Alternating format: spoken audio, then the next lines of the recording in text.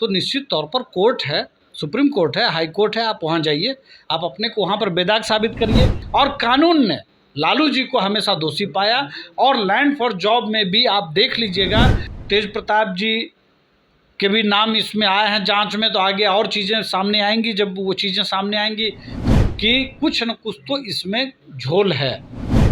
लाखों नौकरियां नीतीश कुमार जी ने दी, आज तक नीतीश कुमार जी पर एक भी दाग नहीं लगा। इस वक्त हमारे साथ बातचीत करने के लिए खास मेहमान है राष्ट्रीय लोक मोर्चा के प्रवक्ता राहुल जी हैं हमारे साथ बातचीत करने के लिए। लैंड फॉर जॉब मामले में आज तलब किया गया था राबड़ी देवी को और तेज प्रताप यादव को, लेकिन एक आरोप आप लोगों के ऊपर है, एनडीए के ऊपर, कि चुनाव है इसलिए आप लोग ईडी और सीबीआई आईटी सेल को सक्रिय कर दिए हैं बिहार में। देखिए, जो लोग ये आरोप लगाते हैं वो, मुझे लगता है कि बेहतर ये होगा कि कोर्ट में अपने को निर्दोष साबित करें। अगर उनको लगता है कि उनको प्रताड़ित किया जा रहा है, जानबूझ करके चुनाव को देखते हुए अगर उन पर कोई कार्रवाई की जा रही है, तो निश्चित तौर पर कोर्ट है, सुप्रीम कोर्ट है, हाई कोर्ट है, आप वहाँ जाइए, आप अपने को वहाँ पर बेदाग साबित करिए। लेकिन मैं एक बात बहुत स्पष्ट कहूँगा कि जब पहली बार लालू जी जेल गए थे, तब किसकी सरकार थी? तब एनडीए की सरकार तो नहीं थी, तब संयुक्त मोर्चा की सरकार थी। और संयुक्त मोर्चा की सरकार को लालू जी का समर्थन था।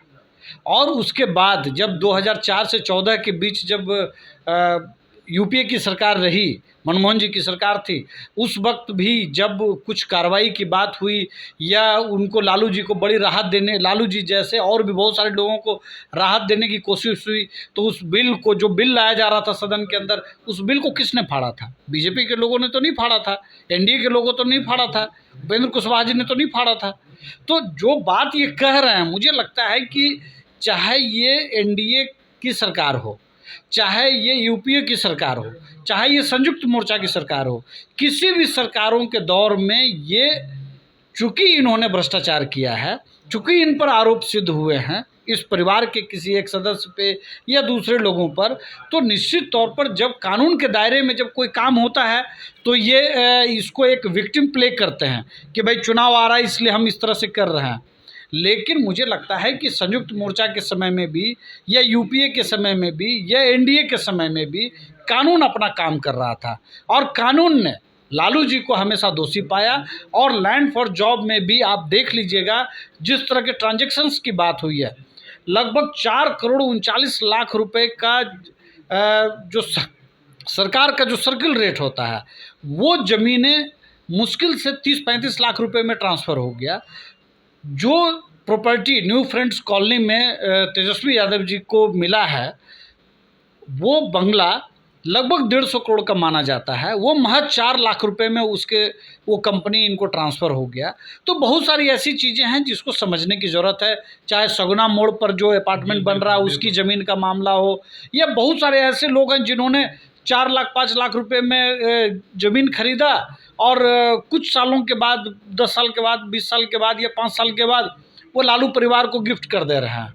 तो लालू परिवार को ये ज़मीनें गिफ्ट में क्यों मिल रही हैं भाई? कोई ब्लड रिलेशन नहीं है, कोई पारिवारिक संबंध नहीं है, कोई दूर दराज का भी संबंध नहीं है, और संजोग ऐसा है कि उन्हीं के कार्यकाल में उनको सरकारी नौकरियां भी मिल रही हैं, अलग अलग जोन में ग्रुप डी की नौकरियां मिल रही हैं। तो आखिर लालू परिवार को तो ये बताना पड़ेगा ना कि जो ये करोड़ों अरबों की जो संपत्ति इनको मिली, पटना से लेकर के दिल्ली तक बंगला मिल रहा है, और तेज प्रताप जी के भी नाम इसमें आए हैं जांच में, तो आगे और चीज़ें सामने आएंगी। जब वो चीज़ें सामने आएंगी तब हमको और आपको भी पता चलेगा कि भाई इनको किस तरह की संपत्ति मिली है, कैसे मिली है।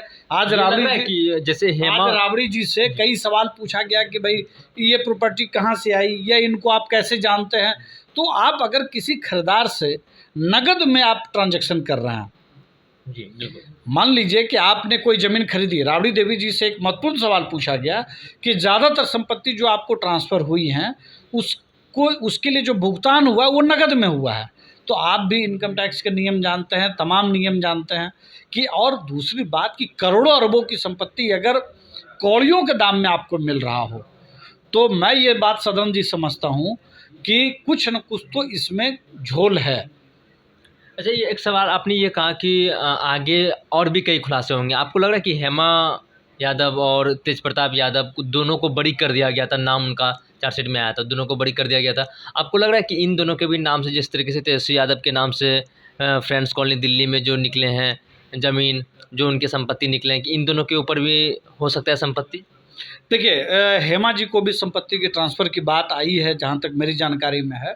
तो मैं ये समझता हूँ कि निश्चित तौर पर आगे आने वाले दिनों में कई ऐसी संपत्तियों की जानकारी मिलेगी या चीज़ें सामने आएँगी, जहाँ पर ये बातें बिल्कुल स्पष्ट हो जाएँगी। मुझे लगता है कि इसमें इसमें कुछ भी नहीं करना है। बात इतनी ही सी है कि लालू परिवार ने ग्रुप डी की नौकरियों को देने में 2004 और 2009 के बीच में जो कार्यकाल रहा लालू जी का, उस कार्यकाल में बहुत सारे ऐसे लोगों को नौकरी मिली जिससे इस परिवार को संपत्ति मिली है।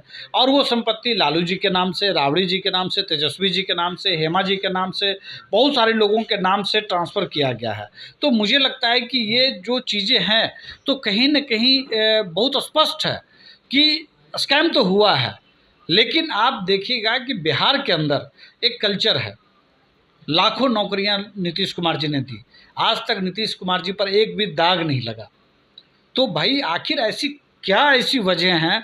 लालू जी कहते हैं कि भाई हमको संपत्ति जो हमने लिया या जो कुछ भी है उसमें हमको जानबूझ के चुनाव की वजह से फंसाया जा रहा है।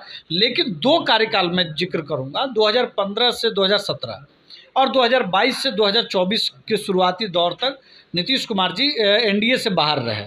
तो नीतीश कुमार जी क्यों नहीं कटघरे में आज खड़े हैं? क्यों नहीं उन पे कोई आरोप साबित हो पा रहा है?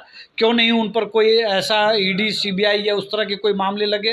देखिए, बात बेहद स्पष्ट है कि जिन लोगों ने भ्रष्टाचार किया है उनके खिलाफ ईडी, सीबीआई, कोर्ट खड़ी है। लेकिन ये कहा, ये और जिन लोगों ने जैसी करनी वैसी भरनी, सीधी सी बात है। अगर आपने गलत किया है तो आपको कानून के शिकंजे में तो लाया जाएगा, और जब लाया जाएगा तो आपको दर्द होगा। और आप इसको विक्टिम प्ले कर रहे हैं कि भाई हमको चुनाव की वजह से किया गया। तो बेहद स्पष्ट है कि कानून अपना काम करेगा और कठोर से कठोर सज़ा आपको मिलेगी।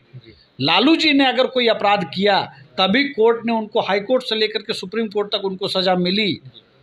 आज वो अस्वस्थ हैं, मैं दुआ करूंगा कि वो लंबे समय तक स्वस्थ रहें। लेकिन जो अपराध उन्होंने किए हैं या उनके परिवार के जिन लोगों ने अपराध किए हैं, कानून उनको कटघरे में खड़ा करेगा, कानून उनको सजा देगा। लेकिन राजद के कई लोग ये कह रहे हैं कि जिस तरीके से ईडी सक्रिय हो गई है बिहार में, तो समझ जाइए कि बिहार में चुनाव होने वाले हैं। नहीं, मुझे लगता है कि पिछले लोकसभा चुनाव के बाद भी तेजस्वी जी और लालू जी से लंबी पूछताछ हुई थी, 8 से 10 घंटे उनसे पूछताछ हुई थी। तो मुझे लगता है कि अभी तो 25 में चुनाव है, नवंबर में। तो जब 24 के दिसंबर में या नवंबर में जब उनको कोर्ट ने पूछा या उनसे सवाल जवाब किए या उन पर जांच हुई, तो उस वक्त तो कोई चुनाव नहीं था। इस तरह की चीज़ों का कोई मतलब नहीं है। आप विक्टिम प्ले मत करिए अपने को, आप अपने को विक्टिम कार्ड मत प्ले करिए। आप कोर्ट में जाइए कि भाई ये गलत है और इन कारणों से ये गलत है। आप अपने को बेदाग साबित करिए। आपके पास कोर्ट जाने का मौका, आपके पास हाई कोर्ट का मौका, आपके पास सुप्रीम कोर्ट का मौका है। आप अपने को बेदाग कानून के सामने करिए। आप अपने समर्थकों को उकसाने का, और आपने लूटा है बिहार को, बिहार के लोगों को लूटा है नौकरी के नाम पे। जो व्यक्ति कोई दूसरा व्यक्ति हो सकता था, आपने उनके जगह पे गैर वाजिब लोगों को नौकरियां दी और उससे ज़मीन अनाप शनाप तरीके से आपने हासिल किया, गिफ्ट में हासिल किया। तो मुझे लगता है कि सदन जी, कानून को अपना काम करना है, वो काम कर रही है। और ये लोग जो कानून से अपने को बचाने के लिए या उसका राजनीतिक लाभ लेने के लिए जो विक्टिम कार्ड प्ले कर रहे हैं, मुझे लगता है कि इस परिवार को उससे बचना चाहिए। देखिए, आप सुन रहे थे राष्ट्रीय लोक मोर्चा के प्रवक्ता हैं राहुल जी, जिस तरीके से लैंड फॉर जॉब मामले को लेकर लालू परिवार की मुश्किलें बढ़ गई है। आज राबड़ी देवी की पेशी थी, तेज प्रताप यादव की पेशी थी। क्या कुछ कह रहे थे, तमाम बातें आपने इस वीडियो में सुना। अब आपकी क्या प्रतिक्रिया है, नीचे कमेंट बॉक्स के माध्यम से दे सकते हैं। और बने रहिए फर्स्ट बिहार झारखंड के साथ। मैं सचिन पटना। पनोरमा ग्रुप, जो सोचता है वो करता है। ये लो, मुंह मीठा करो। आज मैंने अपना जॉब छोड़ दिया, अब हम पूर्णिया वापस जाएंगे। जॉब छोड़ दिया है? मतलब ये घर कैसे चलेगा? हम करेंगे क्या? और माँ बाबूजी क्या बोलेंगे? इसलिए मैं एक और मिठाई का डब्बा लाया। अपने बिजनेस के लिए लोन अप्रूव हो गया। अरे लोन अप्रूव हो गया वो तो ठीक है, लेकिन पूर्णिया में हम रहेंगे कहाँ? अपना घर भी तो नहीं है वहाँ। इसलिए तो एक और मिठाई का डब्बा अलग से लाया हूँ। हमने पूर्णिया में घर ले लिया है। पूर्णिया के ई होम्स पैनोरमा में। पूर्णिया में पैनोरमा ग्रुप लेकर आए हैं ई होम्स पैनोरमा, बड़ा घर, आलीशान जिंदगी और अत्याधुनिक सुविधाओं के संग। अरे अरे, अब क्यों मुंह मीठा करवा रही हो? क्योंकि हम घर वापसी जो कर रहे हैं।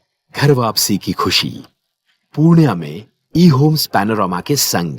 ई Homes Panorama, luxurious lifestyle redefined.